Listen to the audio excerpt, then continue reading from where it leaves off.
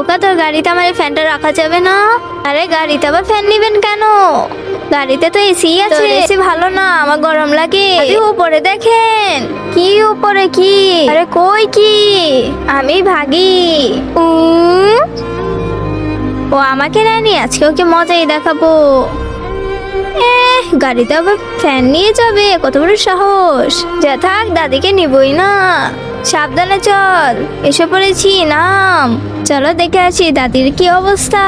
আপনারা আবার কি অবস্থা হবে? ফ্যান ছেড়ে ঘুমিয়ে আছে হয়তো। দে দে, এখানে দে। হ্যাঁ, আরে দাদি, আপনি এগুলো কি করছেন?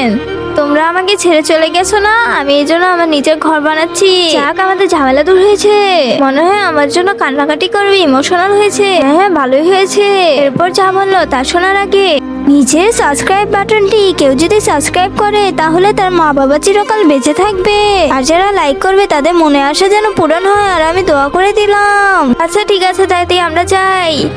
रुको बेटा, तुम्हें मजाक कर रही थी।